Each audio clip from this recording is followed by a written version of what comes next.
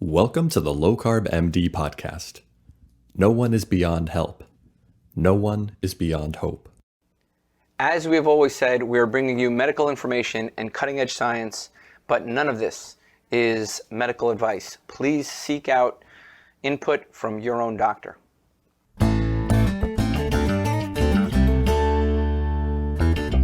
Hello and welcome to the Low Carb MD podcast. Pro, we have a good one today. I've been excited about this for a long time. I'm telling you, this guy has stuff that's going to revolutionize medicine, I think, and what we're doing for sure. Like he's been doing a lot of work down, behind the scenes. So, Tro, how are you doing, man? I'm doing great. I've been following this guy for a bit on Twitter, and I've seen some amazing imaging studies just with reversal of vascular issues that have just, really opened up my eyes. I've seen some interesting data on visceral fat, and I'm really, really happy to finally have the good doctor and lawyer on today. So yeah, I'm very excited, Brian. Yeah, Dr. Sean O'Meara, welcome. Tell people what you're doing and how you're going to help us out with medicine to figure out these difficult patients. Sure, sir. So I'm formally trained as an emergency medicine doctor, but like a few of us now in this space, I get involved in the low carb dietary movement and got interested in going paleo probably about 12 years ago, and then made the shift to keto, and now most recently carnivore in the past 3 years. So I noticed within 1 year of going low carb that all of my then existing medical conditions had completely reversed. So I went from a hospital-based position, working in the ER, drinking a gallon of skim milk with chocolate powder, walking around the ER thinking that I was being healthy that way and was going to lose weight, to abandoning carbohydrates and losing all of the then medical conditions I had. I had very bad reflux, acid reflux. I had clogged arteries, carotid arteries that were clogged. I had tension. I was pre-diabetic. I was overweight. Had an enlarged prostate that was getting me up 3 times or sometimes 4 times a night.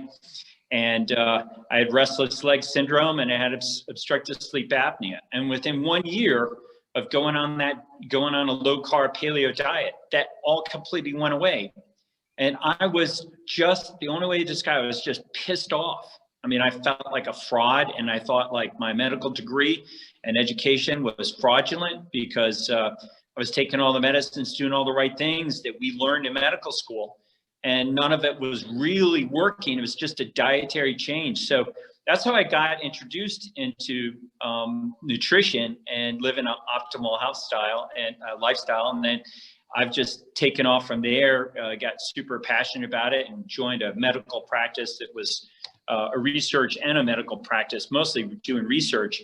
And we began looking at visceral fat using an MRI to track visceral fat. That was back in 2014. And we continued to study visceral fat and other biomarkers that we learned, and eventually applied for a grant based on our clinical results reversing chronic disease that we were documenting on this MRI. And we applied for a National Science Foundation grant, received that, and continued providing us funding for another 4 to 5 years that we conducted research. And it was just super cool because we could look at, the differences between what happens when somebody runs versus what happens when somebody sprints, and track visceral fat, muscle to fat ratios, and pericardial fat and atherosclerotic cardiovascular disease within the cerebral arteries. So we learned an awful lot about making those disease processes better, and eventually getting rid of them altogether, and tracking it to clinical symptomatology as well. So I have about 10 to 12 years worth of research experience now in this particular space, and just am as passionate as can be about trying to get people now as healthy as possible. I'm just curious. So, can you walk me through like your career? So you mentioned you started. I want to just understand the person a little bit, and then understand like what was the point where you said, okay, let me try something different. Let me try something new. Let me you know, because now I know you deal a lot with performance and getting people their health better, and you're tracking these things. I mean, how do you go from being a lawyer to an emergency room doc to like optimizing people's health through nutrition? Because I just want to understand. And then at what point did the light bulb switch and say, what the hell? Like, why, you know, why is our practice, you know, why is medicine so backwards? You know, when did that switch happen? Yeah, so the switch happened. I've always been kind of a guy that had a lot of interest in doing a lot of things. I was in law enforcement, was a cop before I went to, and I did undercover drug work. I was a narcotics agent, and then went to law school and practiced as a criminal prosecutor for 3 years. So I was used to trying out new things. I mean, I liked doing interesting things and living life well, but, you know, I was just getting increasingly less healthy and more diseased. And it was just one patient that appeared in front of me. He was this super healthy guy. And I asked him why he was so healthy. And he had this kind of glow about him. His skin looked really healthy. So I asked him about his diet, if he eats a certain diet or eats a certain way. And he told me he went paleo. And I never heard of paleo. But I'll tell an interesting tidbit why paleo intrigued me, even though I never heard of it. He said that Sergey Brin, you know, the owner and founder of Google, went paleo because Google had been studying the paleo diet, and they found that compared to all other diets, that paleo attracted more interest in terms of online reading than any other diet. You know, Jenny Craig, Nutrisystems, MetaFast, Atkins, Mediterranean. Nobody read as much on those other diets as they did paleo, being low carb and high fat. So Google knew that that was important, and things that don't work aren't important, but things that do in an important area like health, they realized that that was a validating online metric to support a low carb, high fat existence for human beings. And the second thing that Google saw, was that people endorsed it. Their family and friends of those people were spending all that time reading about low carb, high fat, paleo, were doing the same thing. So it didn't happen with the other diets. So those two factors led Sergey Brin to go paleo, low carb, high fat. And I instantly saw that. I'm like, well, that works. I mean, if compared to, I was intensely data driven. And I immediately went paleo, and I sent this strange diet to all my colleagues, all my physician friends from medical school. And I was shocked that none of them went low carb, high fat. In fact, my best friend, we were best friends and weddings, to each other. And he wouldn't go low carb, high fat for 10 years. It took him, but I saw it right away, and it was basically the data insight, how humans were responding and behaving around that diet, and then my own adaptation of it, and which allowed all of those symptoms that I was suffering from, just like everybody else. Doctors have as many conditions as their patients. Only mine went away. And so and more, right? The doctors, and more, especially suicide. Brian's talked a lot about that, right? We have more of certain conditions. Yeah. So chronic disease continues to worsen. And, in my opinion, and I like to make this point, I like to challenge the audience, listen right now, identify a bigger problem than chronic disease in our country and the world. I can't see one. The biggest problem is chronic disease. And the reason why I look at metrics, money and lives. No problem costs more money than chronic disease in terms of the degrading of productivity, the loss of performance in people's lives, the amount of money spent treating the disease, not making it go away, and the loss of lives, the number of people it kills, and the loss of impairment in the quality of life. That's a big, big freaking problem. So I think that's why I am personally so passionate about trying to solve this problem and make, have some contributions, a contributory role in trying to get our country, first of all, more aware of the biggest problem that we have, chronic disease. And the tragedy of it all is, as you know, It's completely preventable. It's completely reversible. We can prevent and reverse chronic disease, but we're part of a system. Both of you physicians start out in the same system I did, conventional healthcare. And it unfortunately encourages and incentivizes a treatment model that financially rewards the whole system. It's not just us foot soldier physicians, right from the first encounter with patients all throughout. But the entire system is skimming money off of and is incentivized by the propagation of disease. I mean, what is going to happen to the conventional health system if everyone gets healthy? It's going to collapse. So I'll just make the prediction.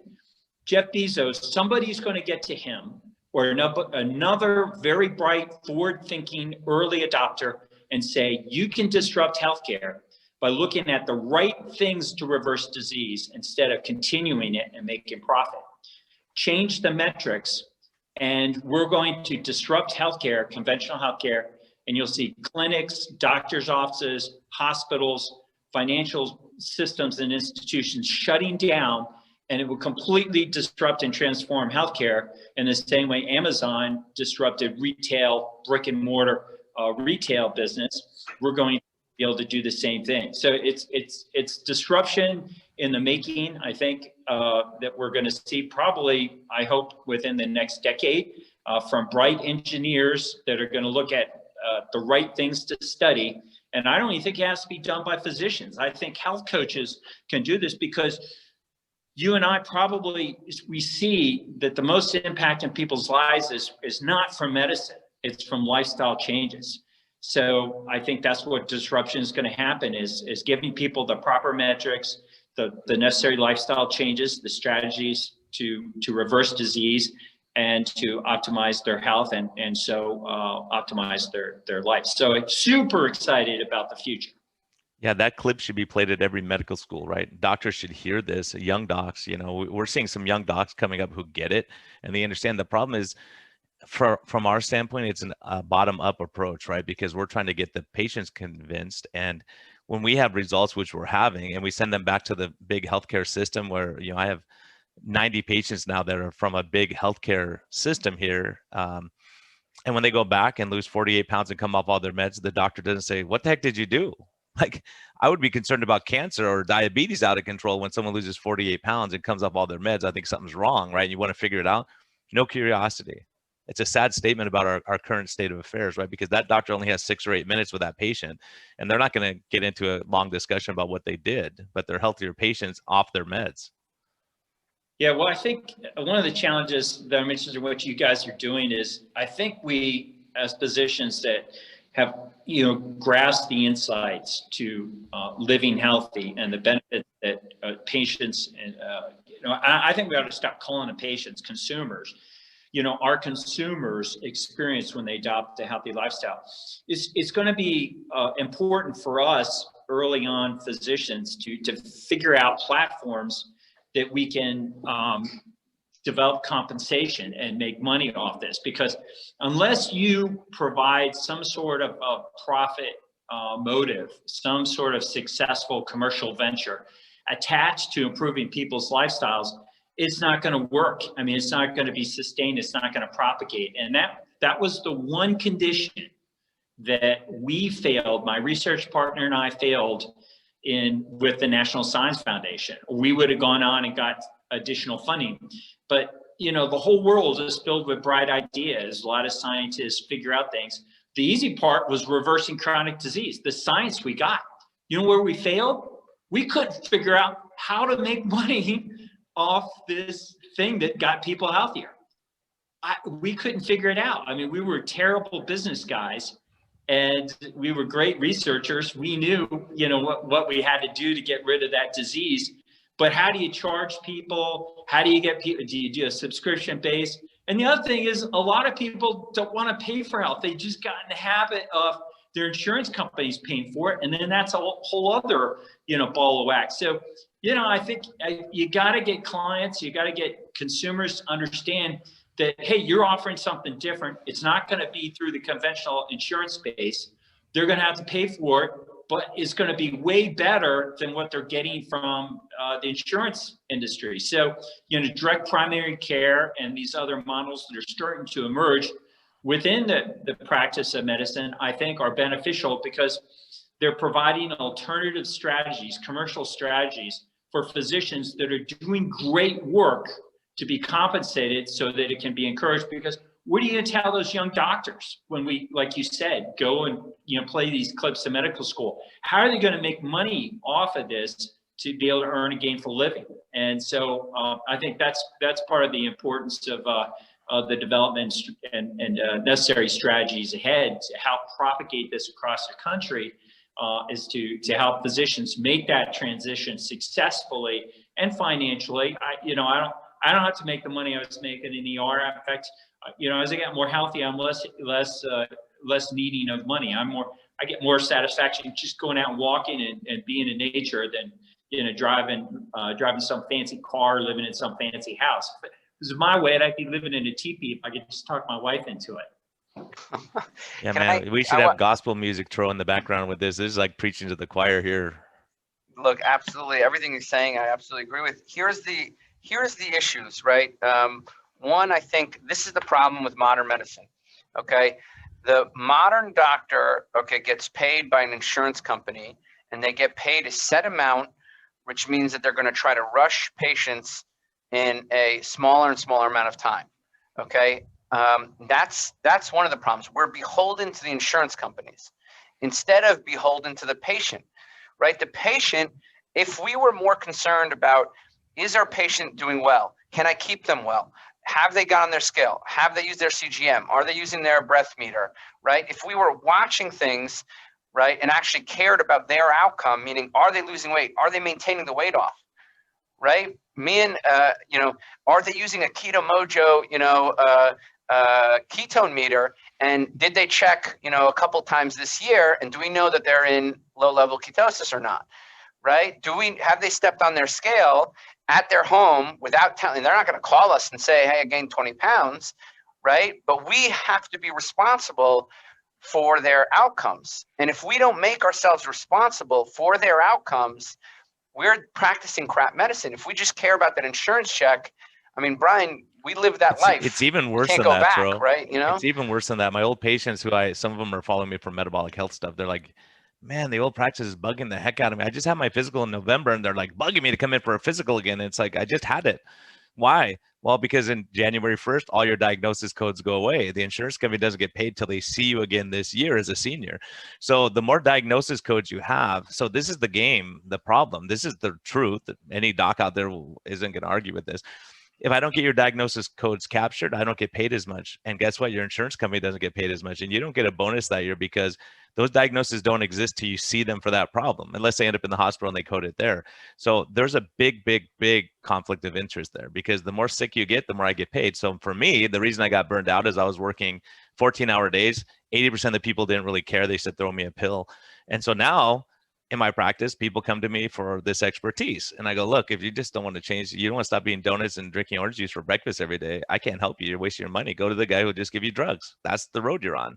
Pick your path, right? Yeah. And then you look at the cost of meds and drugs, and it's ridiculous. And Dr. O'Meara, I have a ton of respect because now that I'm practicing this kind of medicine that Tro dragged me into, by the way, I started to see people with a lot of visceral fat not losing weight on the scale. You and I have had sidebars, and I appreciate your time on this, but you are the pioneer in this. No one, to my knowledge, no one before you was talking about visceral fat and losing visceral fat and muscle mass coming on at the same time. And I think we're having more data, and I've had a lot of discussion behind the scenes with smart scientists. I'm just a primary care doc, but this is probably the biggest thing I can think of in people getting their health back, because again, it's not about weight loss, it's about metabolic health. It really is. And I think this target, visceral fat, is incredibly important. And I always look for opportunities to promote awareness about it, and the importance of eliminating it. And I don't want to get into cholesterol because it's just a waste of time, but that's where they make money off of. And so we need to figure out how you can be a part of a system, eliminate something that's going to make a difference. So I'll just cut to the chase. Why does visceral fat work as a target to improve health and improve metabolic health, starting with that, and just reverse disease processes. Because when you really look at research, and we do a lot of research, but you got to look at data, you got to look at metrics. So how do you evaluate research?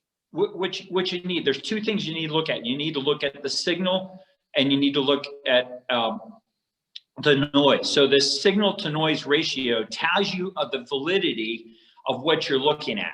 So if you're looking at something that has a very low signal to noise ratio, noise is distraction, looking at something that really doesn't have a strong connection. Signal is looking at something where something's high signal means it really is connected to what you're looking at, outcome. So cholesterol is really bad signal to noise ratio, because you see these studies where the lower the cholesterol, the higher the mortality. That's not good. That's not a direct relationship you want to look at. But visceral fat, damn, that one works. You get rid of that, and their lives dramatically improve. That is the single finest signal to noise ratio I am aware of. And so that's why I'm passionate about getting people to understand that. And this is really important if you're going to improve human beings. I think we can learn something from the business world, because business, they've been making money a long time, and they keep making corporations better. Look at the enormity behind Amazon and many of these corporations, is because they look at the right things to improve the bottom line health of that company, which is profitability. And what they look at is something called KPI, key performance indicators. So a portion of your audience, there is in the business world, will understand what KPI is. But the physicians need to understand what KPI is, because it's been part of what we've done in conventional health space, but it all goes towards revenue. CPT coding to build revenue for our medical practices, our healthcare systems, the insurance companies. So there are key performance indicators, but what does it improve? Profitability of everybody part of that system, not the patient's health. So change the KPI to improve the health of, instead of the health of the system, the health of the patient.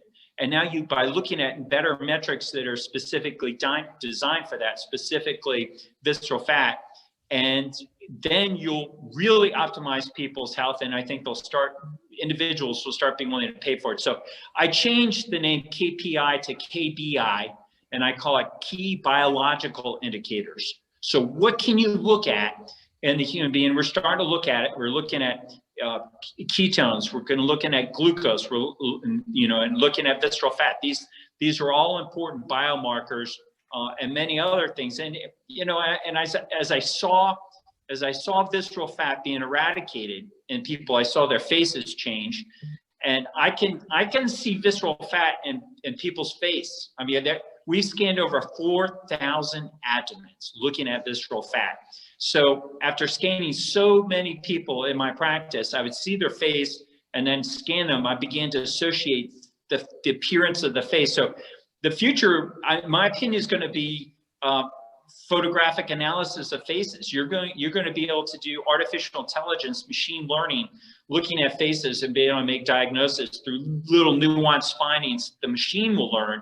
And if Amazon, Microsoft, some forward-thinking engineers listening to us today, get a hold of me. I'd be happy to help teach a machine how to start doing that. Because if a dummy like me can do this, walking down Mall of America, or in my medical practice measuring visceral fat, a really smart, highly trained, sophisticated machine is going to do it way better.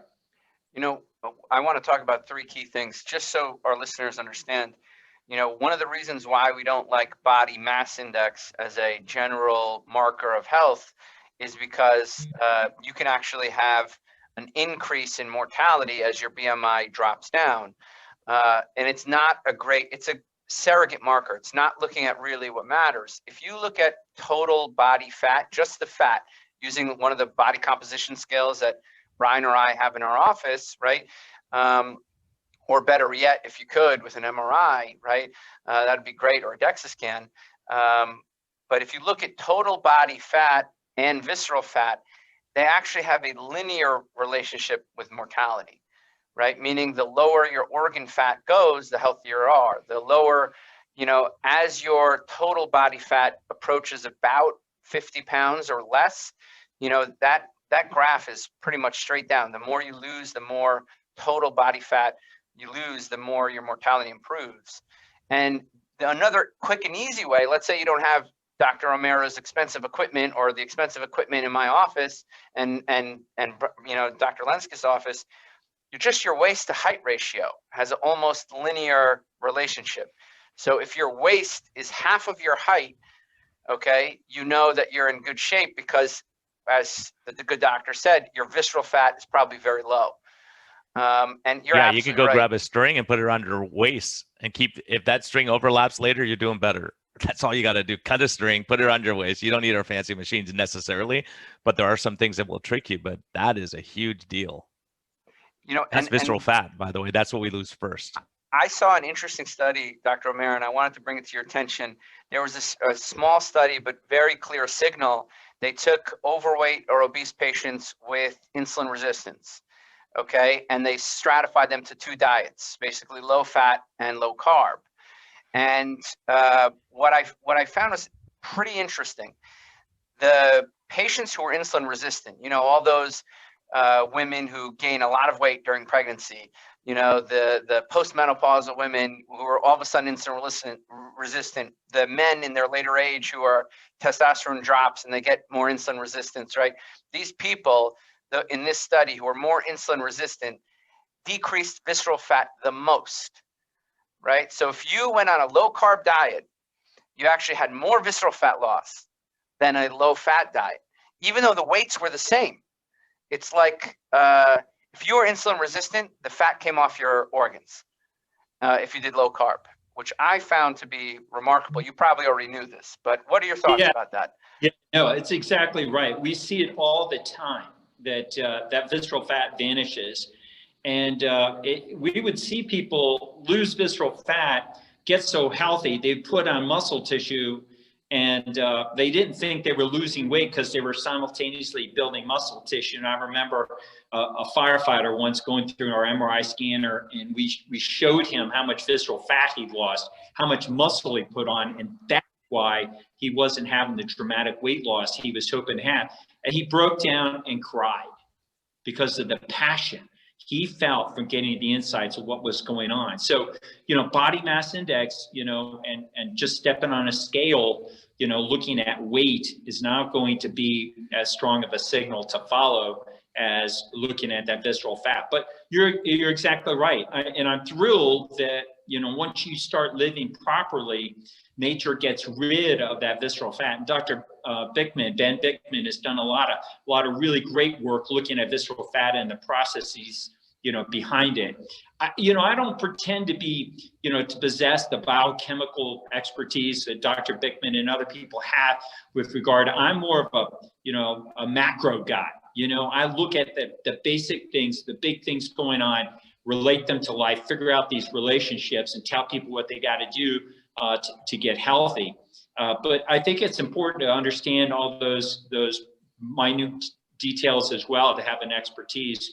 But I tend to be somebody, I know a lot about visceral fat, but I know, I'm an inch thick, 10,000 miles wide. I do lots and lots of strategies to help people become optimally healthy.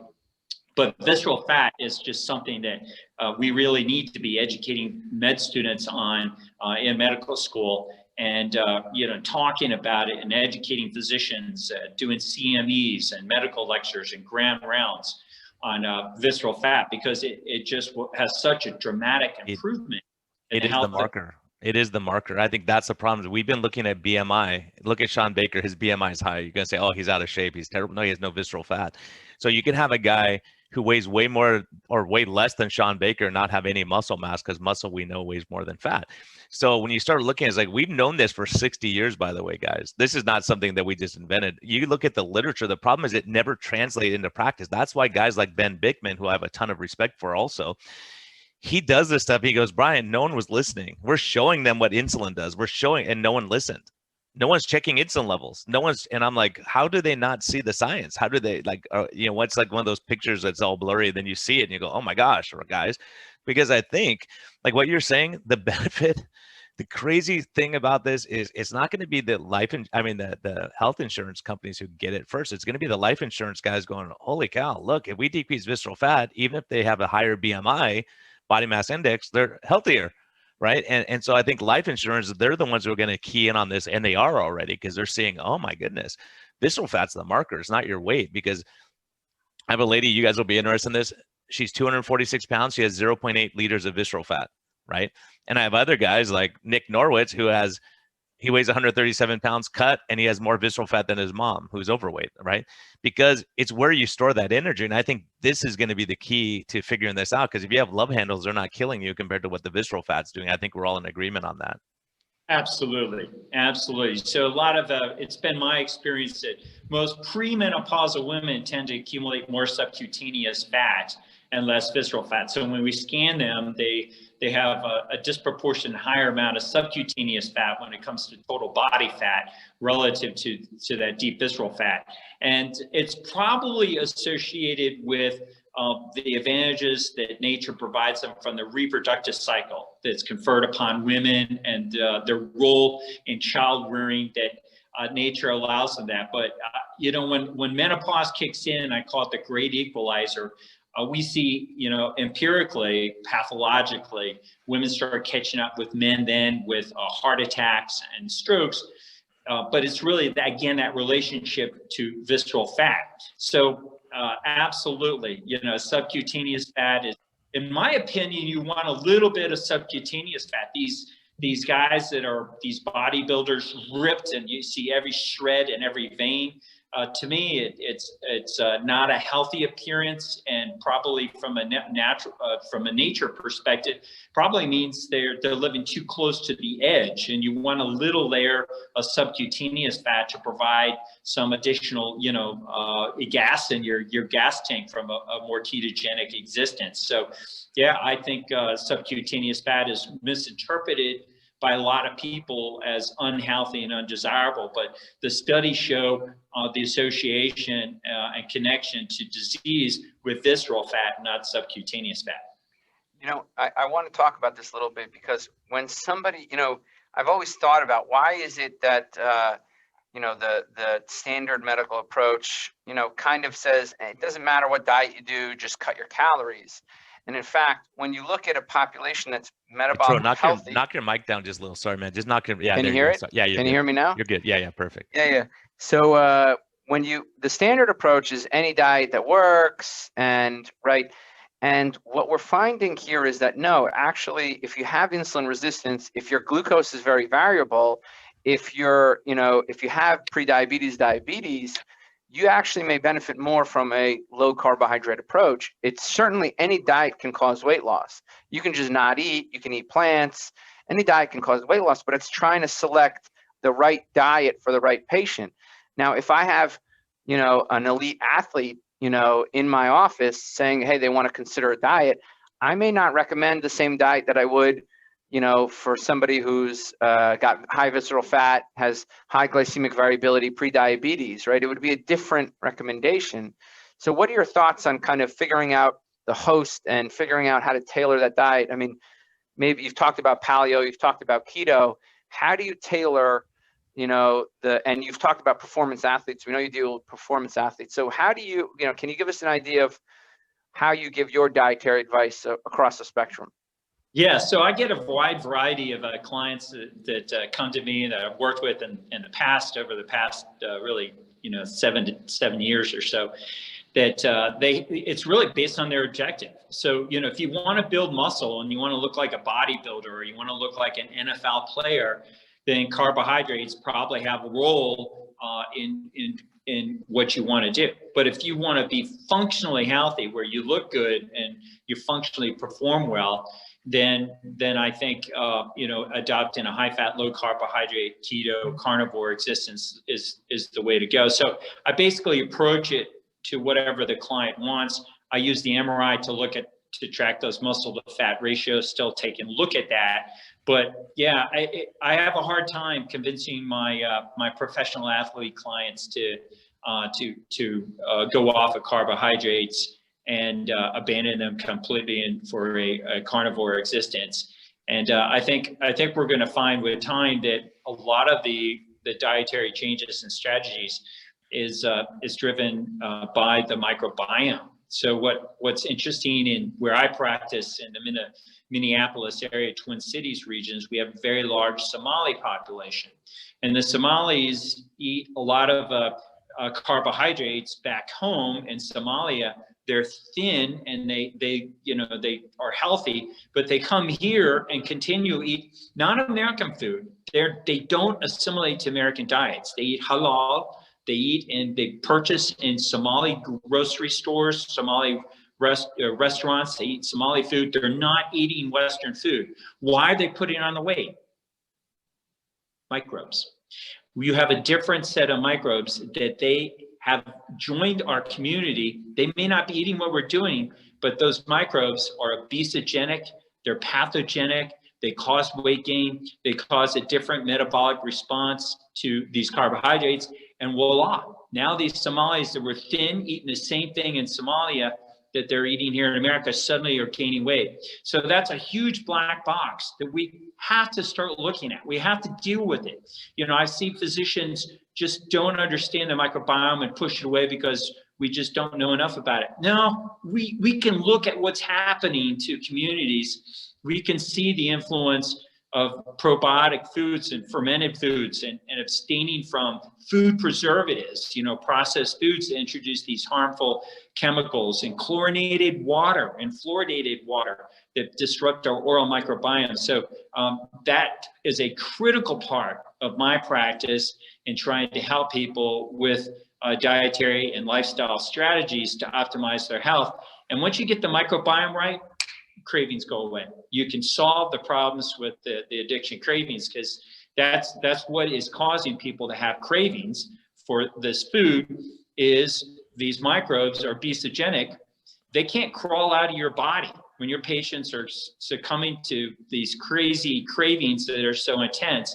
These microbes that are demanding a dietary dependency upon carbohydrates and processed foods for the simple sugars, they can't leave. So they've wired into, we don't understand it, but I'm just telling you, this is what I honestly believe. They've wired into our nervous systems to be able to influence the brains and the thinking patterns of their host recipients to go out and eat the food that they need to eat. Now you kill them by, starving to death and replacing them with beneficial microbes, optimizing the microbiome. They no longer can influence because they're not there to cause those cravings anymore, and that's how it goes away. So I tell my clients that are struggling with obesity and have weight problems and massive cravings, that their number one problem is an infection. They're infected with pathogenic, obesogenic microbes. What are some good foods that you think that you recommend for this problem? Like, do you recommend kimchi, or do you recommend sauerkraut? What do you recommend for people to help get the gut microbiome? Because I agree with you. It's a black box that we don't understand. We go, okay, just cut the carbs and not really look at how do we replete, especially in the era of antibiotics for everything. Yeah, so right away I get them eating a carnivore diet, eliminating, first of all, any dietary introduction of the foods that the obesogenic, pathogenic microbes are demanding and want to, sustain themselves with. So, and then I have them supplement with kimchi, probiotic, sauerkraut. I just had a chairman of board of a bank. He's an interesting guy. He's one of my most interesting and favorite clients now. He's just a brilliant guy.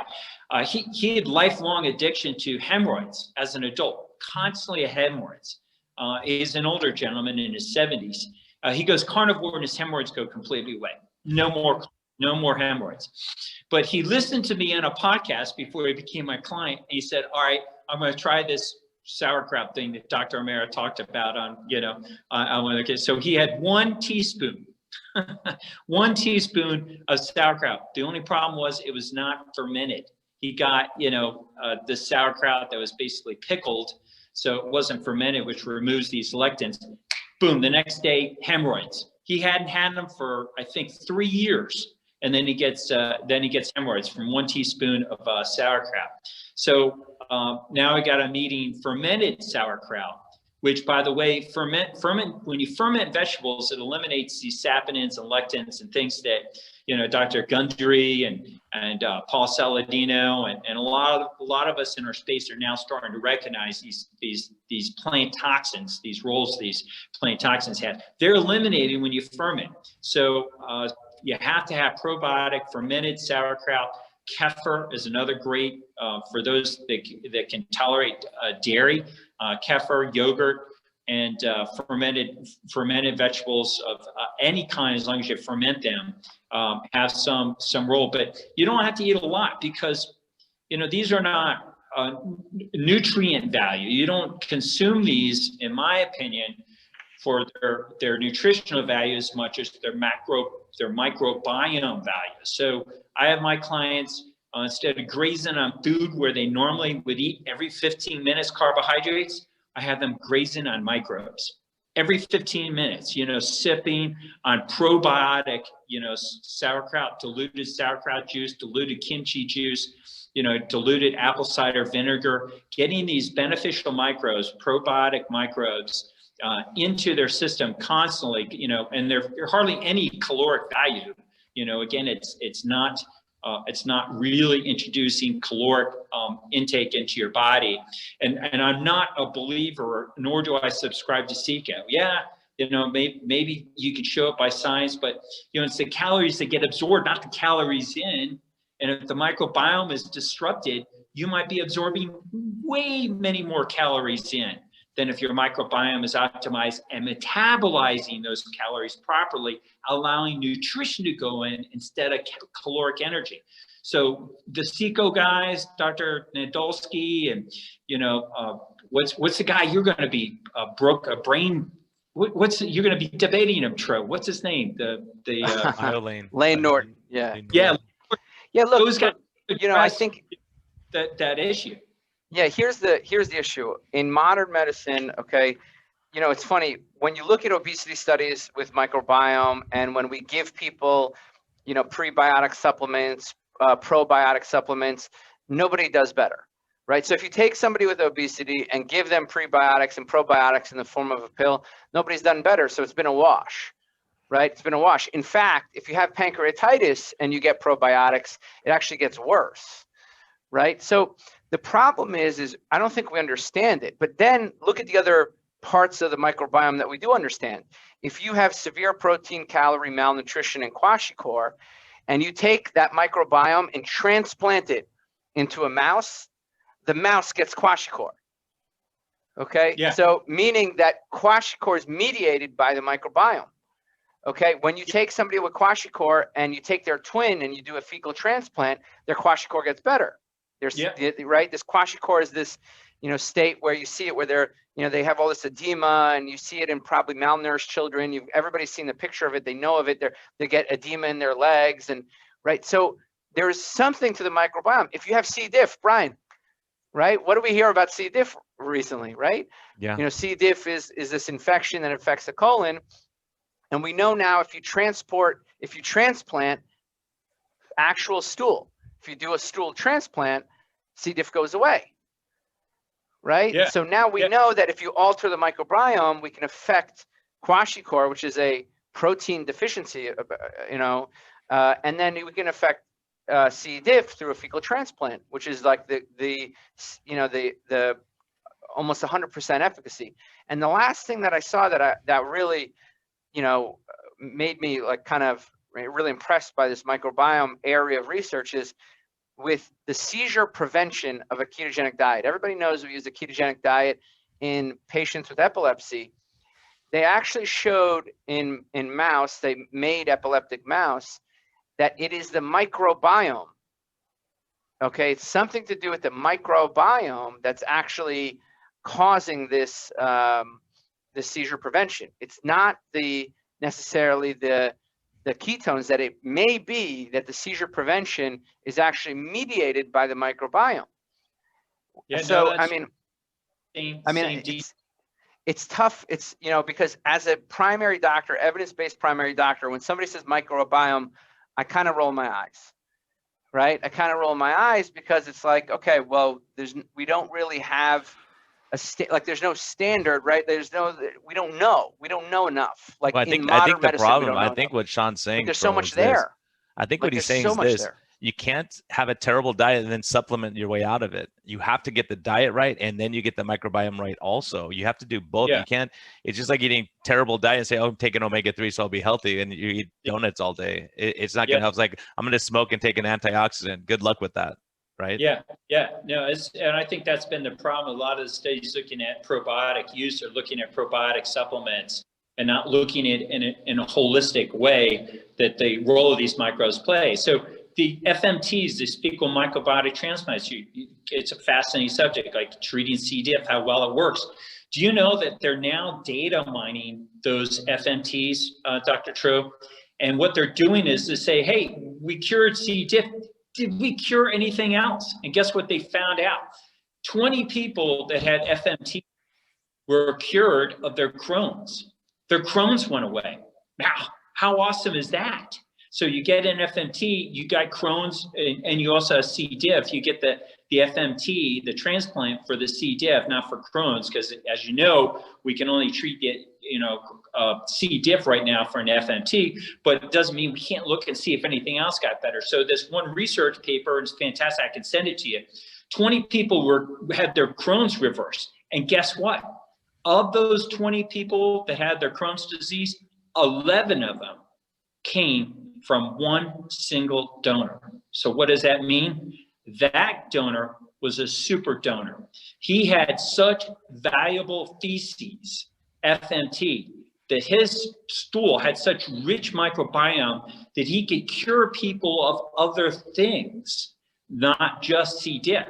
So the future is going to be, creating super donors, people with optimized microbiomes that would be able to benefit other people. And this, it's not Tro, really. just think how much money Tro could make if he's so full of it that There we go. Yeah. donated that, man. Tro, that might be your way out, man.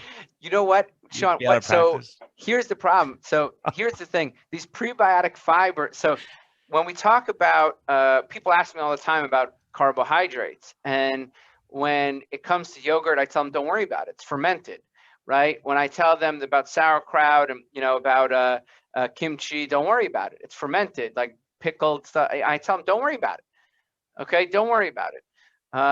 So I think there is certainly something to fermented carbohydrates, because particularly we don't digest them from one element. But I have to tell you, for somebody who's experimented with low carb replacement foods, I think that there's some side to it is great, because you can kind of wean off the standard diet, but all of these foods have sugar alcohols and prebiotic fibers, and and now these ingredients are finding their way into basically everything, these prebiotic fibers that they're putting in and sugar alcohols. What's your take on these and their effect on the microbiome?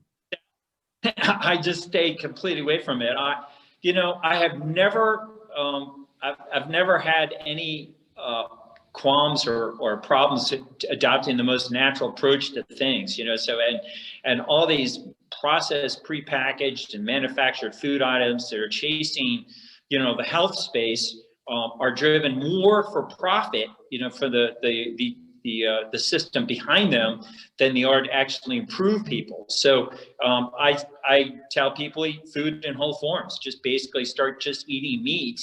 And if you're not going to adopt a carnivore diet, then eat vegetables in whole form would be better than eating processed vegetables like fake meat, like they process the Beyond Burger or Impossible Burger, what all that stuff is.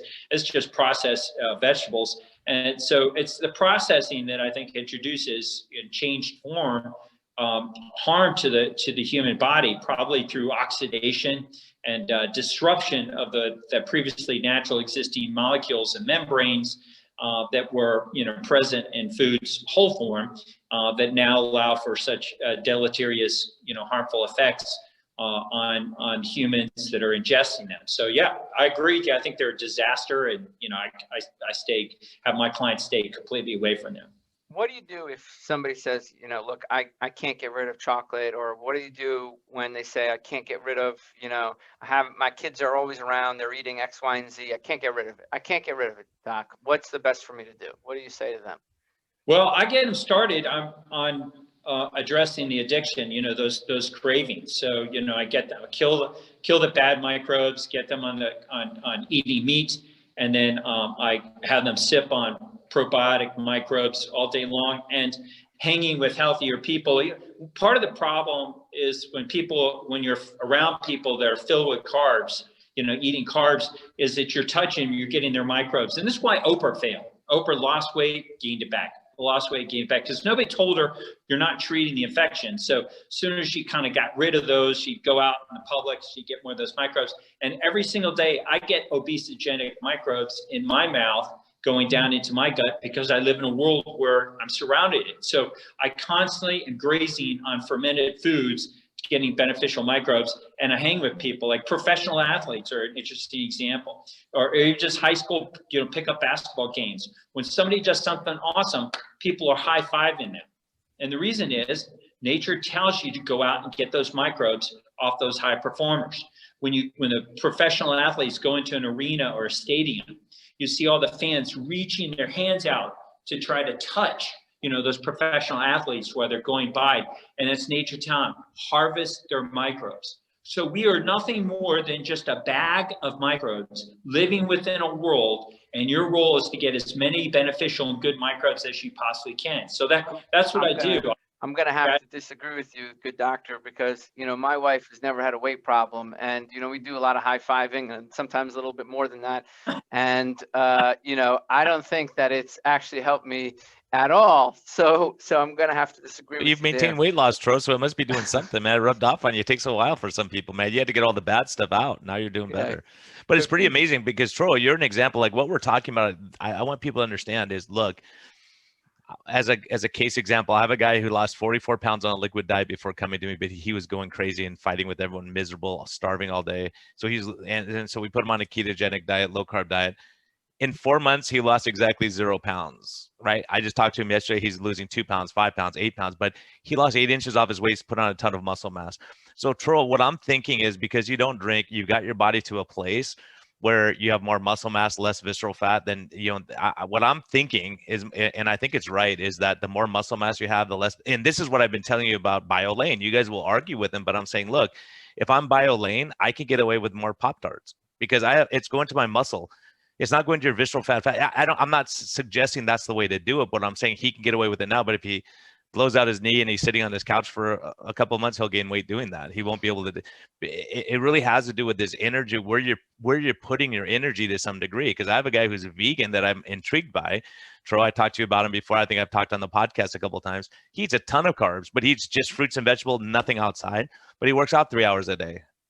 Right? He has no visceral fat. So he's not, I think what happens is once we start getting visceral fat, then we start getting more visceral fat, then it's harder to put muscle mass on. So if you start losing your muscle mass, you can't do that. That's why these pro athletes will gain 40 pounds the year they retire, because now they're losing muscle mass, putting on visceral fat. Then they become human like the rest of us. I think that's what's happening.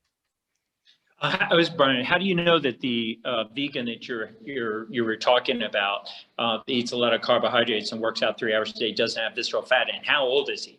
Yeah, he's 20. That's the point. He's 27 years old, right? Yeah. He has a ton of mass from previous. He used to not be vegan, but he's been doing for 3 years. No emotional problems, no depression. He's doing like what you're talking about, sprint work and high intensity interval training. And so what I did is, because I'm intrigued, I go, I want to get a CGM on him and a continuous glucose monitor, and I want to see what his baseline labs are at 27 years of age, because my bet was that he was going to have high triglycerides. Guess what? Triglycerides normal, LDL normal, everything normal, A1C, insulin levels normal, continuous glucose monitor. If I had a diabetic that looked like that, I'd be freaking out. So I saw the CGM data first, and I go, uh-oh, he's in trouble, because his sugars were spiking up and down and up and down. And then all of a sudden you look at everything's normal right now. Because I'm thinking what has to be happening is his muscles are his glycogen stores. He depletes them with 3 hours of workout. But when he's married with 3 kids and he can't go work out, he's going to be in trouble down the road. He's going to put on visceral fat at some point, unless he's just genetically blessed to do this. I've been there. I'll tell you. I'll read his tea leaves. It's going to happen. That's going to happen. I agree. I think it's going to happen unless he maintains what he's doing. But then he's maintaining what he's doing to get away with the carbohydrates. That's what I'm saying. We become hostage to that. So if he was a carnivore, I'd say he's going to be good the rest of his life. I'm not worried about him, right? It would be a different, because he doesn't have to get rid of all the extra carbs. But I think what happens, and like I told him, I go, look, if my 300-pound patient came to me and wanted to do your diet, I'd tell him, no. This is why when people say you guys are a one-trick pony and this is all you do, I'm like, no, look at the patient, right? Some guys I look at them, I go, look, yeah, but all you have to do is monopolize your muscle mass. And you're, you know, if I have, for me, the reason it's been a battle is because I had a ton of visceral fat, right? So I have to battle that visceral fat that's like oak. Even though I have some muscle mass, I still got to fight through that, right? So as you put on muscle mass and you get rid of visceral, it's kind of, the way I have to look at it is like we have to be like the opposite of a bear, right?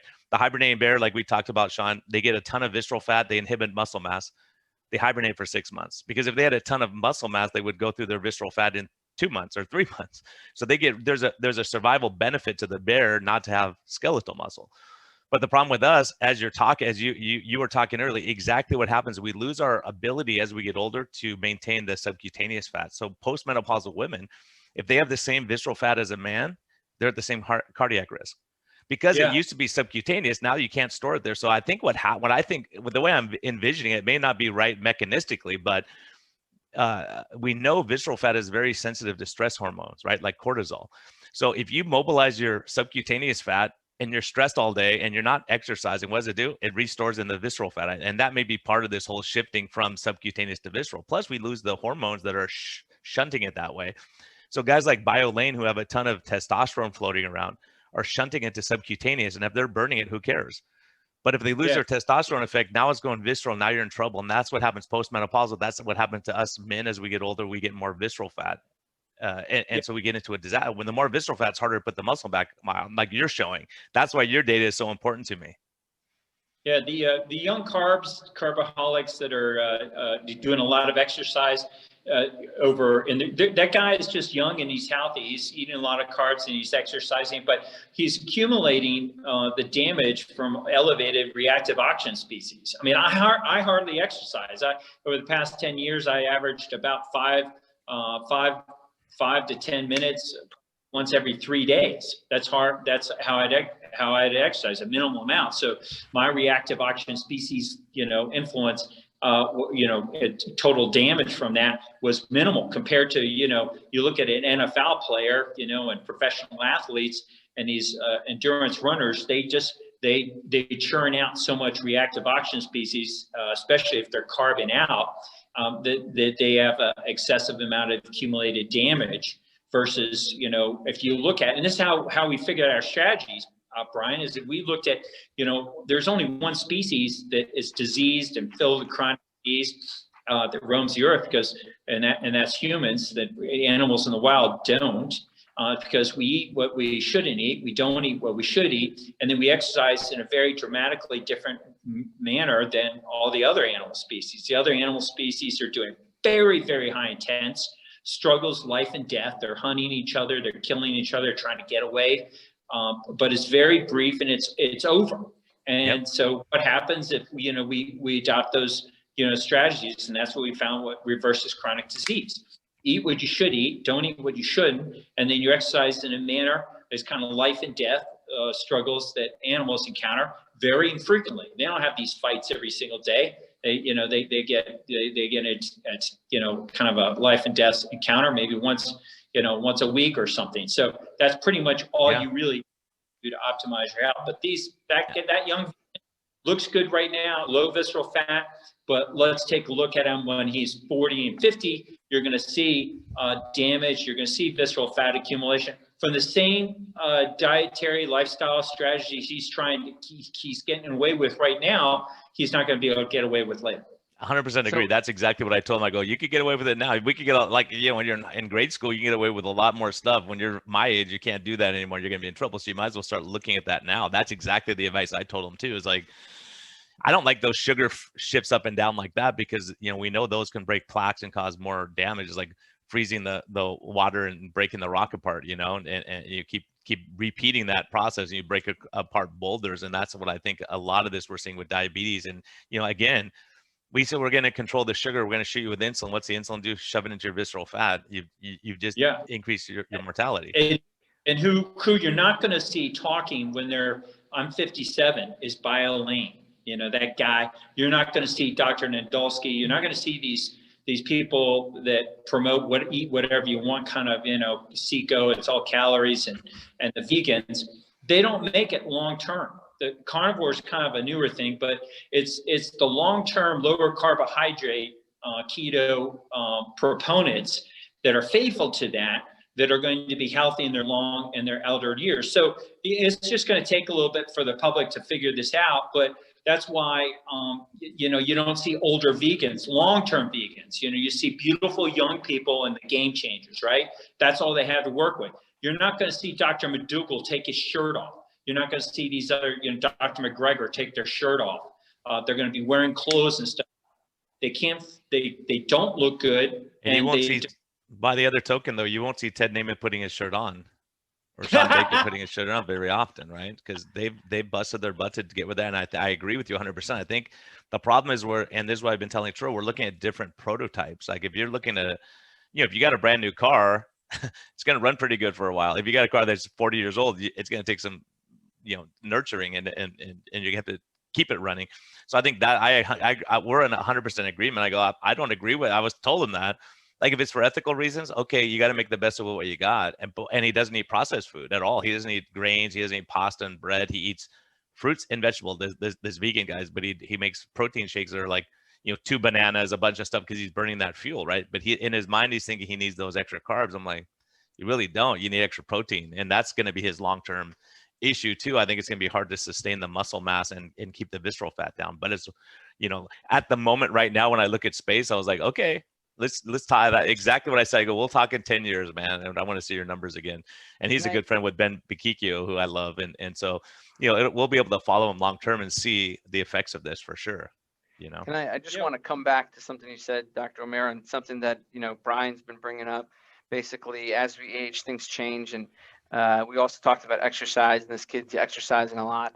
I'm actually more of a proponent of exercise. I've exercised a long time, but and actually, if you talk to Ben Bikikio, who's the expert in, you know, exercising in a minimal amount of time, if you talk to him like, Ben, you know, what's your exercise routine? He says 8 minutes. It takes me 8 to 15 minutes, you know, a couple times a week, right? But if you also talk to him, you know that he plays tennis, he goes on walks, he goes on hikes, right?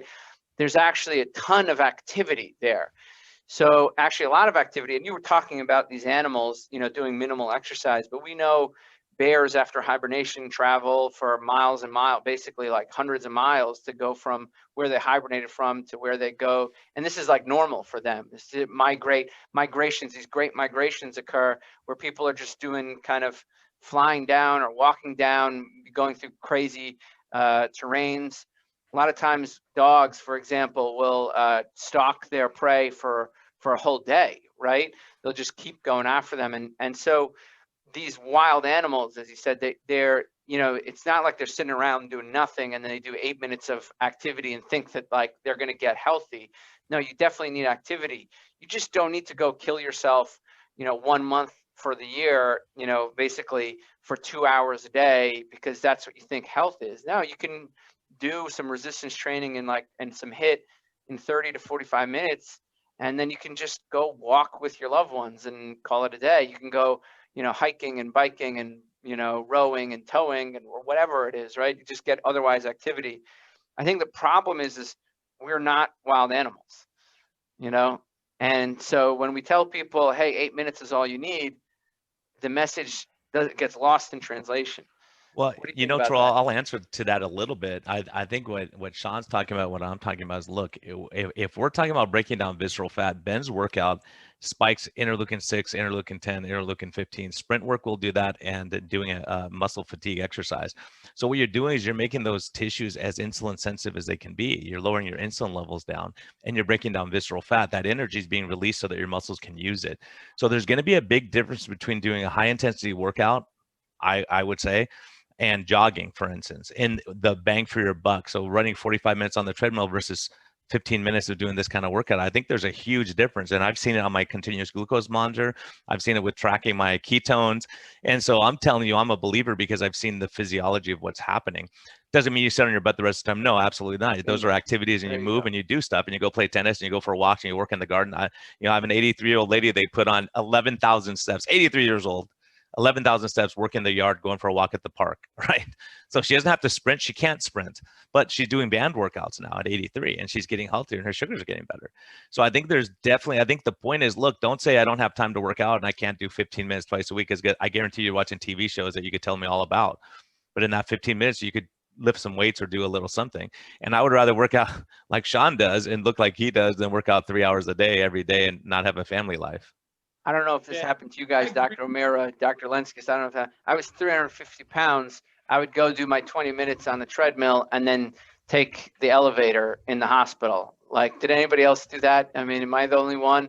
Like, so yeah, absolutely. I agree with you, I started Brian. taking the stairs in my old days because I had to, yeah. You know, unless it was like, the 8th floor above, I go, okay, I'll take the elevator because I don't want to be sweaty. But other than that, I'll take the stairs. I don't remember the last elevator I've been in. I'm just going to tell you, I made a commitment to myself about 5 years ago, never to take the elevator, because exactly this principle. I'm not going to go kill myself in the gym and then take the elevator. It doesn't make sense. Hey, Troy, let's grab a couple questions. I know we're going over, and this, I knew this hour would go by way too fast, but let's grab a couple because I want to make sure everyone's questions are answered. And yeah, let's do it.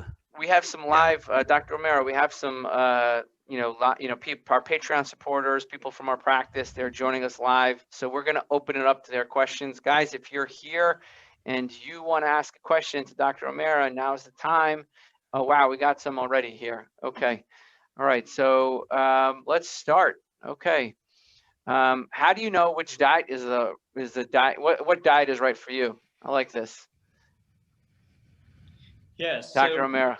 Yeah. So that's the real $64,000 question. And so what I basically get my clients to do is start on the ultimate elimination diet. Then they can add in certain foods as they like with time. So I recommend giving it a trial of carnivore or a really low carb ketogenic diet to get started on, and then they can gradually reintroduce foods and track its input. So that's my first recommendation. But ultimately, you got to find a diet that gives you the best results, but you got to find the metrics. How do you know that dietary change that you're introducing is beneficial or not? So people would add in rice when I get them on a low carb ketogenic diet, and we'd see the accumulation of visceral fat start coming back in. So they weren't aware of it, and we could see that in 3 days, just over a weekend, visceral fat accumulating from the introduction of rice, having the benefit in MRI. So I think it's important to have metrics to follow and not just following your taste buds. I'm 100% agreement. I got another question here. Okay, actually, I'm glad that Carlos here asked this question because I'm 100% agreement with him. I saw an amazing MRA that you showed where blood flow on a low carb diet in the brain literally improved. So this question comes from Carlos. Can you quickly discuss, other modalities and your dietary modalities for improving blood flow? Yeah. So in that particular image that he was talking about, we were able to reverse a large plaque in a middle cerebral artery by having the client at that time adopt a high-fat, low-carbohydrate ketogenic diet. But we also had them walking, doing what animals do, lots of movement. So we got them to stop running instead of jogging 10 miles at a time, 5 times a week. We got them to sprint. We got them to eat fermented foods. We got them outdoors getting sunshine. Well, we got him sleeping better at nighttime. We got him exercising in a very high intense manner. We got him to do a sauna. We got him to do cold showers. So these strategies that have been shown to be beneficial in studies, if you put them together, it's called stacking. So people that take a lot of supplements, stack supplements together, kind of take them together. Well, if you take these lifestyle strategies and you stack them together, you get optimization of the disease reversal process. So that's a great question, Carlos. And I think the future is going to be looking at atherosclerotic cardiovascular disease, measuring it, and then having people adopt beneficial lifestyle changes and watching that benefit go away. As a follow-up, are you seeing that in coronary calcium also? Have you looked at that or not really? Yeah, CT scans, the CAC scores that are going on, they're just looking at those calcified plaques. I use an MRI. So, but the benefit to the MRI is you see displacement. You see blood flow or a lack of, blood being displaced by those soft plaques or hard plaques, wherever they may be in those particular arteries. And then as a consequence, when those arteries open up, my pulse sites open up. I have visible dorsalis pedis. I have visible posterior tibialis. My clients' pulses are visible. Brachial artery pulses are visible. Now my veins, get this, my veins are now pulsating, not my arteries. You can go on YouTube. I'm a witness. You showed me the video. I'm a witness, man. Yeah, it's just capillary beds. So what better, body of vasculature open up than where the magic happens in the capillaries. So the only way veins are going to pulse is if the arteries can transmit that pulsatile systolic blood flow through the capillary beds and into the veins. And that's what's happening as you build these dietary strategies, lifestyle strategies, and not just, talking about a particular diet. It's a big world out there of health for the audience, and you got to do a lot of things to get the blood flow. And we haven't even touched base on your nitric oxide. I know we talked about erectile function getting better and mental functioning getting better with lifestyle changes.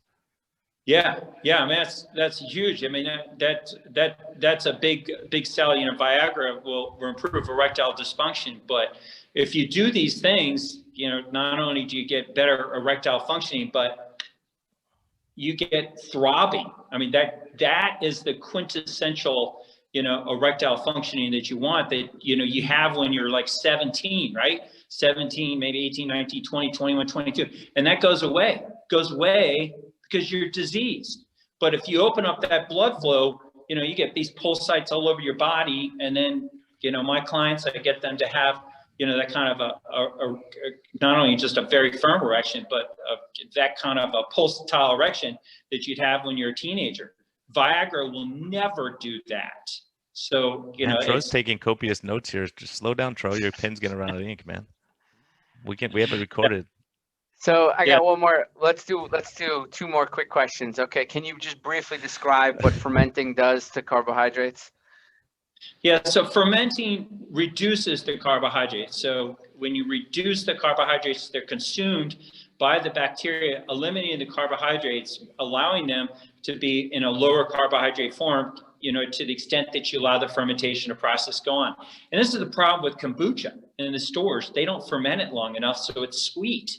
And the reason it's sweet is because they sell that stuff to make profit, not to make you healthier. GT's kombucha, that big kombucha selling thing, they don't, advertise they're going to make you healthy. They derive some benefits, talking about kombucha's, health benefits, but they leave too much carbohydrates in there. So that's the really important process behind fermentation is the reduction of carbohydrates.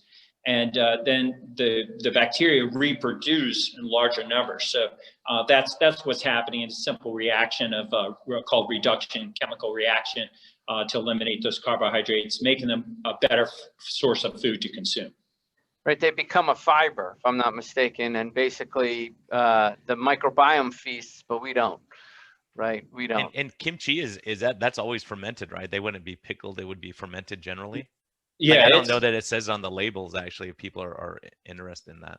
Yeah, well, the way is it's refrigerated. If you see anything on a shelf, that's not fermented. It may have been fermented at one time, and then they preserve it with chemicals or preservatives or something that. But you want to buy it and the other thing is those things have living microbes. So reach in the back of the store when you buy your apple cider vinegar. Don't buy the glasses up front. The light kills those microbes. Nobody's tracking that. But reach in the very back of that shelf and get those microbes that are richer, that are in the dark space. And don't leave your probiotic apple cider vinegar out in the light because it's going to degrade them as well. It's a fascinating world. Fermentation takes place where it's dark and quiet. And so, you should leave those fermented. Apple cider vinegar can stay, it's all reduced. It can stay in a dark cupboard, but your fermented, your fermented vegetables have to be kept in a refrigerator so that they don't continue to ferment. Otherwise, they get really mushy. They're safe to eat, but they just won't. They won't have the crunch and some of the other textures that people want them to have. We'll do one last question, then we'll call it a day. So what's your take on having enough variety on a low carb diet? I mean, is there, are you getting more nutrients or phytonutrients, or do you believe in the, antioxidants, or, what do you eat? Let's put it that way. What does your typical meal look like? So I actually have a lot of variety, but I have a lot of variety of meat. And then the only vegetables I eat, the only ones that I permit in my body are ones that have been fermented. So that allows me a tremendous amount of diversity. So I take vegetables, I ferment them myself. In some cases, I buy them. I shop around. If I see a different brand of fermented vegetables, I'll try them out. But I'm not eating a huge volume of them. I'm just eating them for their microbial benefits. So I just consume small amounts, and I never eat meat. I never have a meal without having some fermentation with it. So I have blue cheese, I have fermented kimchi, variety of different kimchis, variety of different sauerkrauts, a variety of different yogurts. And so I have a tremendous amount of diversity. And I even, there's studies that show that kimchi, actually eradicates Streptococcus mutans, the pathogenic microbe responsible for dental caries. So I will put, after I brush my teeth, I will put a small amount of kimchi juice in my mouth to get those microbes in there to help optimize those nitric oxide producing microbes in your mouth, get rid of the strep mutans, and get better nitric oxide production as well. Brian, you gonna buy his toothpaste? The lady behind me may not be so into that, but we'll see. Yeah, we'll see. Yeah. I might do it, man. Listen, I'm seriously gonna get. I love kimchi, anyways. The only problem with it is if I open it up, my whole family's like, "What happened in here?" It's like disaster. I'm like, it's good though. I like it. And these old dudes know what they were talking about. I'm telling you, these guys aren't dumb. Look at that with gut health. A lot of people I've seen gut health get better on kimchi. There's no doubt about it. And it seems like it would be irritating and because it's spicy a lot of times, but yeah, it really helps people. It's good.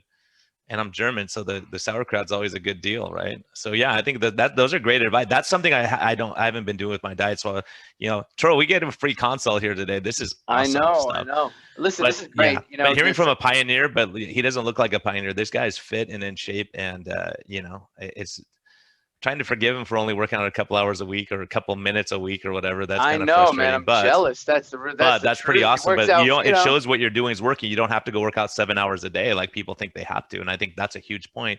And really, I think the biggest contribution is this whole visceral fat and muscle mass. I think this is something that you're a pioneer in this area. And when I was seeing this, I was frustrated because I'm like, why are my patients not losing weight sometimes? Like the more visceral fat, the less weight they lost, but they were losing the inches.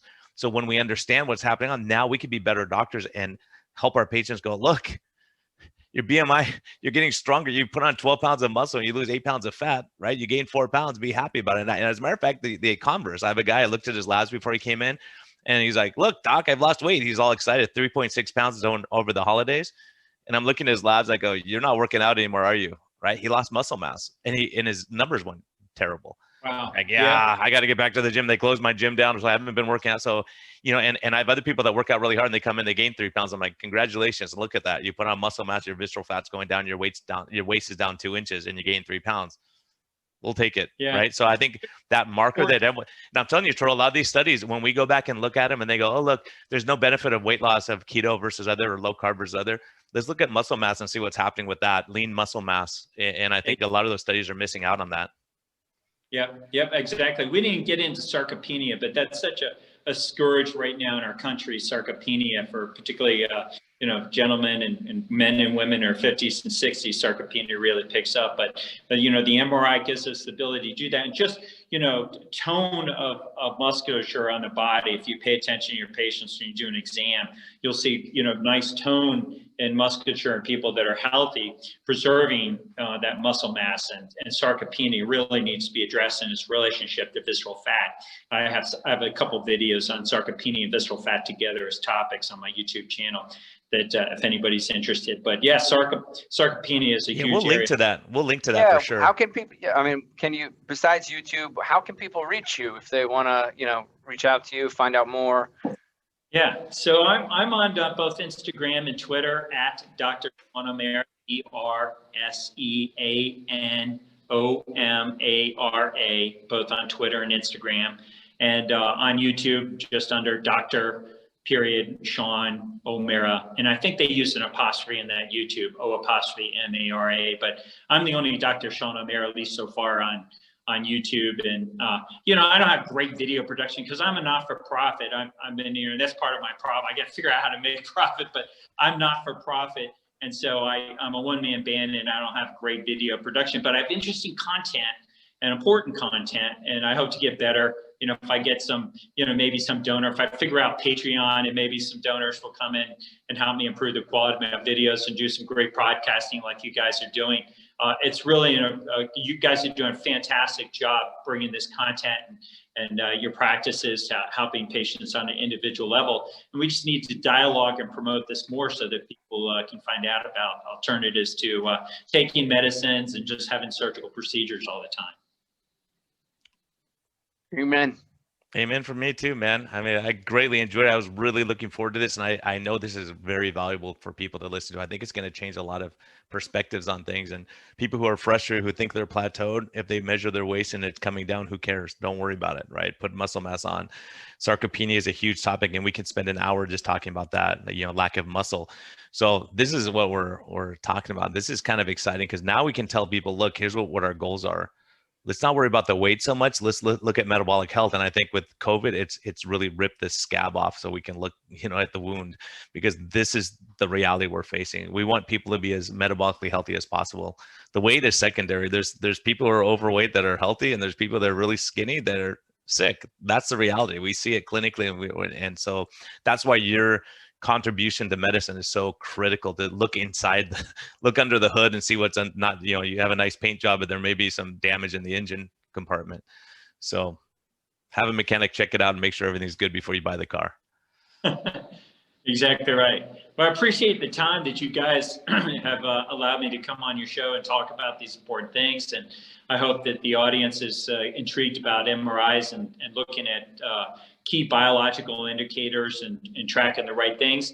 And I hope both of you take a look at seeing maybe you could find a diagnostic center that you could send your patients to that can do affordable MRIs and not terribly expensive, maybe, through your direct DPC model to provide care. You can get, leverage some good diagnostic studies. MRI is really the way to go, I think, because it's a better image. And I look forward to hearing how that's working out for you and collaborating again in this really important space. No, yeah, we will for sure. Absolutely. We're going to be calling you for advice because I love what you're doing too. And who knows, we all may be working together someday because I think we have the same vision. Oh, we do. Yeah. I've really enjoyed our discussion, and I'd be glad to come back in your podcast and collaborate anyway. And Dr. Tro, I wish you all the best in your important discussion with BioLane. I think that's going to be really interesting, and I hope it goes really well.